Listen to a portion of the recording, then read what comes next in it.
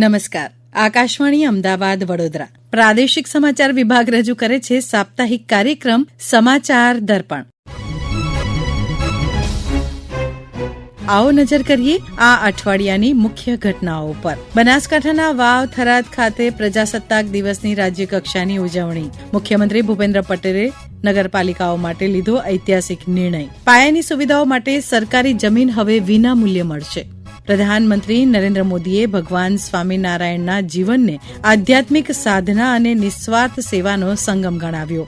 ગુજરાતનું વૈશ્વિક ગૌરવ. પ્રજાસત્તાક દિવસની પૂર્વ સંધ્યાએ રાજ્યના 5 મહાનુભાવોની પદ્મ પુરસ્કાર માટે પસંદગી. MS યુનિવર્સિટીની ક્રાંતિકારી શોધ. વડોદરાના વૈજ્ઞાનિકોએ ડાયાબિટીસના દર્દીઓ માટે તાંબાના ઉપયોગથી વિકસાવી સસ્તી અને સચોટ નિદાન પદ્ધતિ. વસંત પંચમીના અવસરે અનેરો સંગમ. પ્રાચીન નગરી ભરૂચનો સ્થાપના દિવસ અને શામળાજી ખાતે પર્વત પૂજા તથા પ્રકૃતિ સંરક્ષણ મહોત્સવની ભવ્ય ઉજવણી. નવસારીમાં વિશ્વ વિક્રમ. સૌપ્રથમ ફ્લાવર શોમાં 95,000 ફૂલોથી બનેલી વોલે મેળવ્યું ગિનિસ બુક ઓફ વર્લ્ડ રેકોર્ડમાં સ્થાન. અને પાટણમાં ઐતિહાસિક સરસ્વતી પરિક્રમા. પ્રકૃતિ રક્ષણ અને પ્લાસ્ટિક મુક્તિના સંદેશ સાથે પ્રથમવાર યોજાઈ 18 કિલોમીટરની પવિત્ર પરિક્રમા.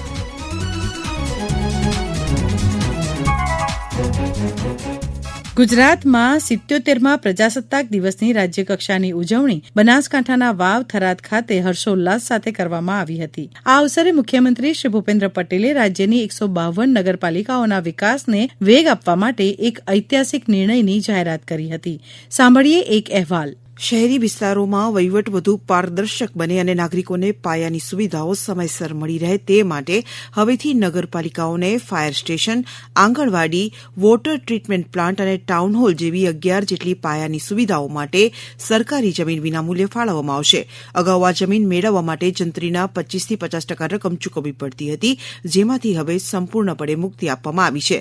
આ નિર્ણયથી નગરપાલિકાઓ પરનું આર્થિક ભારણ ઘટશે અને શહેરી વિકાસના પ્રોજેક્ટ્સ વધુ તેજ ગતિએ આગળ વધશે. રાજ્યની 152 નગરપાલિકાઓ પરનું આર્થિક ભારણ ઘટતા નાગરિક સેવાલક્ષી વિકાસ પ્રોજેક્ટ્સમાં વેગ આવશે. એટલું જ નહીં, જમીનની ફાળવણીની પ્રક્રિયા પણ વધુ સરળ બનશે. સમાચાર દર્પણ માટે હું ચૈતાલી જોશી. અમદાવાદમાં આધ્યાત્મિક ચેતનાને ઉજાગર કરતો શિક્ષાપત્રી દ્વિશતાબ્દી મહોત્સવ યોજાઈ ગયો. કાર્યક્રમમાં શ્રદ્ધાળુઓને વર્ચ્યુઅલ માધ્યમથી સંબોધિત કરતા પ્રધાનમંત્રી નરેન્દ્ર મોદીએ ભગવાન સ્વામિનારાયણનું જીવન આધ્યાત્મિક સાધના અને નિસ્વાર્થ સેવાનું મૂર્તિમંત સ્વરૂપ ગણાવ્યું હતું. તેમણે સ્વામિનારાયણ સંપ્રદાય દ્વારા શિક્ષણ, આરોગ્ય અને જળસંચય જેવા ક્ષેત્રોમાં કરવામાં આવતા સામાજિક કાર્યોની પ્રશંસા કરી હતી અને જણાવ્યું હતું કે સંતો અને ભક્તો સમાજ પ્રત્યેની તેમની જવાબદારીઓને સતત વિસ્તારી રહ્યા છે, જે રાષ્ટ્ર નિર્માણ માટે પ્રેરણારૂપ છે. સાંભળીએ પ્રધાનમંત્રીના સંબોધનના અંશ. भगवान स्वामीनारायण की शिक्षा पत्री के 200 साल मैं भगवान स्वामीनारायण के करोड़ों अनुयायियों को द्विशताब्दी महोत्सव की बधाई देता. हम सभी जानते हैं भगवान स्वामीनारायण के जीवन के प्रसंग लोक शिक्षा, लोक सेवा से जुड़े रहे. इसी अनुभव को उन्होंने सरल शब्दों में समझाया. शिक्षा पत्री के रूप में भगवान स्वामीनारायण ने हमें जीवन का अनमोल मार्गदर्शन दिया. आज द्विशताब्दी समारोह का ये विशेष अवसर हमें ये आकलन करने का मौका देता है कि हम शिक्षा पत्री से क्या कुछ नया सीख रहे हैं, उसके आदर्शों को कितना अपने जीवन में जी रहे हैं. भगवान स्वामीनारायण का जीवन साधना के साथ साथ सेवा की भी प्रतिमूर्ति था. आज के अनुयायियों द्वारा समाज, राष्ट्र और मानवता की सेवा के कितने ही अभियान चल रहे हैं. शिक्षा और स्वास्थ्य से जुड़े प्रकल्प, किसान कल्याण के संकल्प, जल से जुड़े अभियान, ये वास्तव में सराहनीय है. आप सभी संतजनों को, हरिभक्तों को समाज सेवा के प्रति अपने दायित्वों का निरंतर विस्तार करते देखना बहुत प्रेरणादायी होता है. પ્રજાસત્તાક દિવસ નિમિત્તે જાહેર થયેલા પદ્મ પુરસ્કારોમાં આ વર્ષે ગુજરાતના 5 રત્નોએ રાજ્યનું નામ રોશન કર્યું છે. આવો વિગતવાર જાણીએ આ ગૌરવવંતી સિદ્ધિઓ વિશે અમારા આ વિશેષ અહેવાલમાં. ભારત સરકાર દ્વારા જાહેર કરવામાં આવેલી પદ્મશ્રી પુરસ્કારોની યાદીમાં ગુજરાતની 5 નામાંકિત હસ્તીઓનો સમાવેશ કરવામાં આવ્યો છે, જેમાં પ્રખ્યાત હિન્દી ટીવી શો અને ફિલ્મોના જાણીતા અભિનેતા અને 200થી વધુ નાટકોના દિગ્દર્શક અરવિંદ વૈદ્યનું નામ કલા ક્ષેત્રે ગૌરવભેર લેવાઈ રહ્યું છે. તેમની સાથે જ ગુજરાતી હાસ્ય સાહિત્યના શિખર સમાન લેખક રતિલાલ બોરીસાગરને સાહિત્ય અને શિક્ષણમાં તેમના અમૂલ્ય પ્રદાન બદલ સન્માનિત કરાશે. સંતવાણી અને ભજનની દુનિયામાં હાજી રમકડું તરીકે ઓળખાતા જૂનાગઢના પ્રખ્યાત ઢોલવાદક મીર હાજીભાઈ કાસમભાઈને કલા ક્ષેત્રે પદ્મશ્રી જાહેર થયો છે. સામાજિક સેવાની વાત કરીએ તો સુરતમાં અંગદાનની પ્રવૃત્તિને વેગ આપનાર અને ડોનેટ લાઈફ સંસ્થાના સ્થાપક નિલેશ માંડલેવાલાને સામાજિક કાર્યમાં તેમના સમર્પણ બદલ આ પુરસ્કાર અપાશે.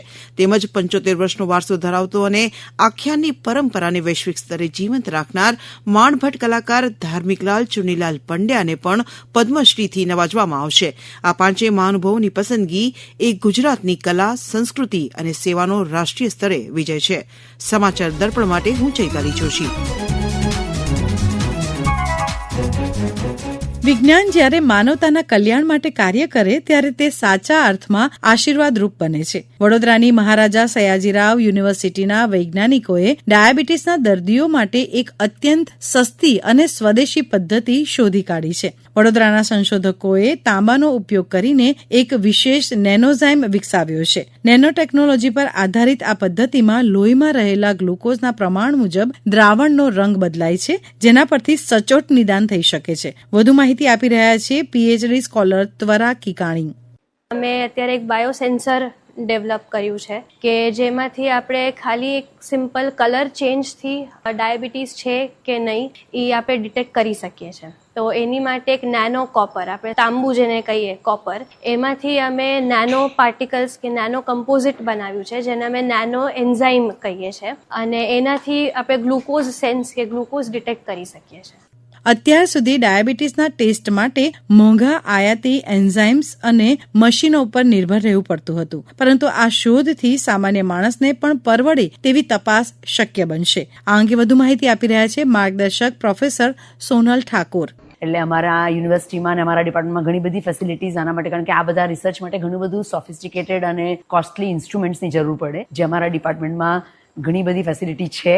અને અમને આ બધા કામ માટે ઘણું બધું ગવર્મેન્ટ ફંડિંગ, કુચકોસ્ટ, GSBTM, DAE, SERB, ANRF આ બધી ફંડિંગ એજન્સીમાંથી અમને એના માટે ફંડ્સ મળે છે.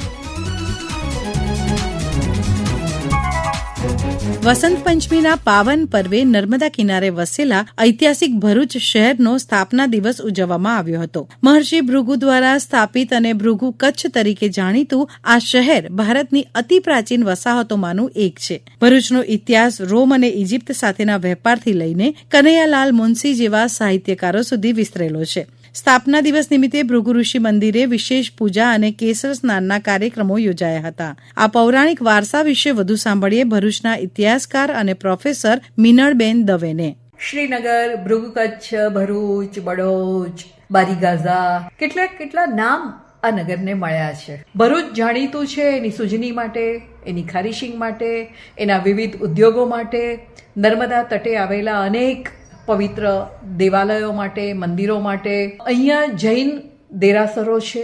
શ્રીલંકાની રાજકુમારીએ બનાવેલું શકુનિકા વિહાર જે સમડીપોળમાં આવ્યું છે. કડિયા ડુંગરમાં બૌદ્ધ ગુફાઓ છે. જામા મસ્જિદ 14મી સદીમાં બનેલી એ પણ ભરૂચમાં આવેલી છે. ગુરુદ્વારા ચદ્દર સાહેબ એ પણ નર્મદા કિનારે આવેલું છે. પારસીઓનું અગિયારી પણ ભરૂચમાં છે અને ગુજરાતની જૂનામાં જૂની અગિયારીઓમાં એક અગિયારી ભરૂચમાં આવેલી છે. તો ભારતની લઘુ આવૃત્તિ જેવું ભરૂચ અનેક ધર્મના, અનેક સંપ્રદાયના, અનેક ભાષાના, અનેક રાજ્યોના, અનેક દેશના લોકોને પોતાને ત્યાં વસવાની સગવડ કરી આપે છે, સુવિધા આપે છે. અને એવું કહેવાય છે કે બહારથી આવેલી કોઈ પણ વ્યક્તિ કદી ભરૂચમાં નિષ્ફળ જતી નથી. ભરૂચે હંમેશા એ લોકોને સફળતા આપી છે. ભરૂચે ઉત્તમ સાહિત્યકારો આપ્યા છે. એમાં કનૈયાલાલ માણેકલાલ મુનશી, ઓમકારનાથ ઠાકુર, સુંદરમ એ બધાનો સમાવેશ થઈ શકે છે. એવી જ રીતે ભરૂચની પ્રજા ક્યારેય લડતા ગભરાઈ નથી. એના નમૂનારૂપ ભરૂચની 3 સોનેરી વસ્તુઓ જાણીતી: સોનાનો પુલ, સોનાનો પથ્થર અને સોનેરી મહેલ. આજે તો ભારતના ઔદ્યોગિક નકશાની અંદર સૌથી મહત્વનું સ્થળ એટલે ભરૂચ.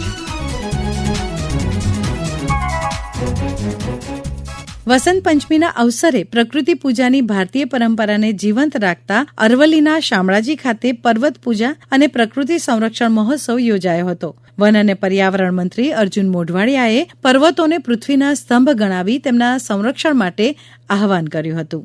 વસંત પંચમી નિમિત્તે શામળાજી ખાતે વન વિભાગ દ્વારા પ્રકૃતિ મહોત્સવના કાર્યક્રમ હેઠળ આજે પર્વત પૂજાનો કાર્યક્રમ અહીંયા રાખેલો અને એ રીતે જે વન સંસ્કૃતિએ માનવ સંસ્કૃતિને જન્મ આપ્યો એ સંસ્કૃતિ પ્રત્યે અને એ વન વિભાગ પ્રત્યે વન પ્રત્યે આપણી જે આભારની લાગણી વ્યક્ત કરવા, કૃતજ્ઞતાની લાગણી વ્યક્ત કરવા માટે આજે પર્વત પૂજાનો કાર્યક્રમ રાખ્યો. આ જે પર્વતોને બચાવવાનું કામ જો કોઈએ કર્યું હોય તો એ આપણી આદિવાસી સંસ્કૃતિ અને આદિવાસી ભાઈ બહેનોએ કર્યું છે અને એને કારણે જ આજે પર્વતો આપણા હેરાભેરા છે અને સાથે સાથે વન્યજીવો પણ છે ત્યાં સુરક્ષિત રહ્યા છે. આપણે ગુજરાતની અંદર અહીંયા સહ્યાદ્રીથી શરૂ કરીને અરવલ્લીના પર્વતો અહીંયા આવેલા છે, ગીરના પર્વતો છે, બીજા નાના મોટા પર્વતો પણ છે. ત્યારે માનનીય મુખ્યમંત્રીશ્રીએ જે અરવલ્લી હારમાળા છે હરિયાણાથી શરૂ કરીને ગુજરાત સુધી 7 રાજ્યોમાં પથરાયેલી છે. એ 7 રાજ્યોની અંદર 1400 કિલોમીટર લાંબી અને 5 કિલોમીટર પહોળી એક ગ્રીન વોલ બનાવવાનું જે આયોજન કર્યું છે અને એના દ્વારા આ આદિવાસી સંસ્કૃતિ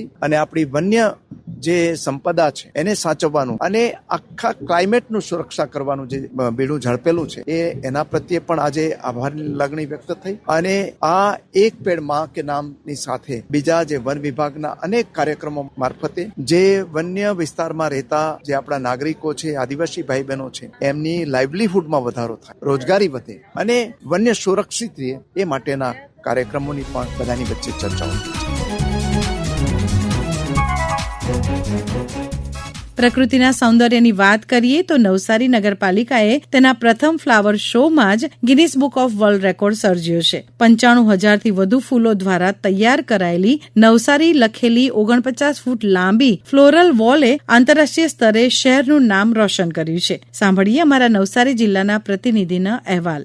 આ ફ્લાવર શોનું ઉદઘાટન લુન્સી કુઈ મેદાન ખાતે કેન્દ્રીય જળશક્તિ મંત્રી તથા નવસારીના સાંસદ શ્રી CR પાટીલના હસ્તે થયું હતું.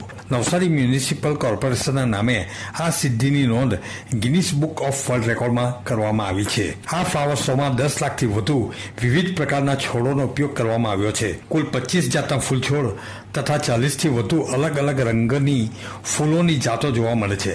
આપણા દેશના જ નહીં, અમેરિકા, જાપાન, નેધરલેન્ડ અને જર્મની જેવા વિદેશી ફૂલોથી સરદાર વલ્લભભાઈ પટેલની પ્રતિમા, ઈસરોનું રોકેટ, વાઘ, સંસદ ભવન તેમજ નવસારીના ઐતિહાસિક ટાવર સહિતની વિવિધ કૃતિઓ લોકોનું આકર્ષણ બની છે. અશોક પટેલ, PTC, નવસારી.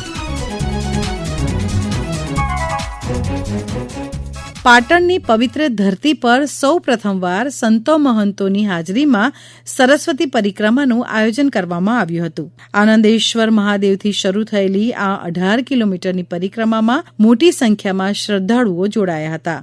અહેવાલ આપી રહ્યા છે અમારા પ્રતિનિધિ. વંદે માં સરસ્વતી લોક અભિયાનના ભાગરૂપે તેના પ્રથમ ચરણમાં પાટણમાં પણ પ્રથમવાર માં સરસ્વતી પરિક્રમાનું સુંદર આયોજન કરાયું. સંતો મહંતોની પ્રેરણાથી યોજાયેલ આ પરિક્રમામાં સંતો અને બાલિકાઓના હસ્તે આ પરિક્રમાનો શુભારંભ કરાયો. સાધુ, સંતો, મહંતો, મહિલાઓ, શ્રદ્ધાળુઓ અને મોટી સંખ્યામાં ગ્રામજનો ઉત્સાહ ઉમંગથી માં સરસ્વતીના નાદ સાથે જોડાયા. પાટણની સરસ્વતી નદીના કિનારેથી નીકળીને માર્ગમાં પાલડી, સાગોડિયા, કુંતાવાડા, રૂની જેવા 4-5 ગામોમાં 16 કિલોમીટરની પરિક્રમા યોજાઈ અને તેના દ્વારા તેમાં જોડાયેલા તમામ લોકોએ માં સરસ્વતીની પુનઃ ધરા અવતરણનો સંકલ્પ લીધો. આ અંગે આવો સાંભળીએ એક શ્રદ્ધાળુને. મેં સરસ્વતી પરિક્રમામાં ભાગ લીધો. હું આ પરિક્રમામાં જોડાઈને ગર્વની લાગણી અનુભવું છું. સરસ્વતી નદી ફરીથી વહેતી થાય અને આખી નદી પુનઃ જીવંત બને એવું અમે ઈચ્છીએ છીએ. સરસ્વતી માતાની આ પ્રથમ પરિક્રમા ખૂબ જ સારી રહી. અમને ખૂબ આનંદ મળ્યો. પાટણની સરસ્વતી પરિક્રમાના ભક્તિમય વાતાવરણ સાથે સમાચાર દર્પણનો આજનો અંક અહીં પૂર્ણ કરીએ છીએ. ફરી મળીએ આવતા મંગળવારે નવા અંક સાથે. સમાચાર દર્પણ કાર્યક્રમ આકાશવાણી અમદાવાદ વડોદરાના પ્રાદેશિક સમાચાર વિભાગ દ્વારા દર મંગળવારે રાત્રે 9:15 રજૂ કરવામાં આવે છે. લેખન અને સંપાદન અપર્ણા ખૂંટ, સંકલન અને રજૂઆત હિના મોદી.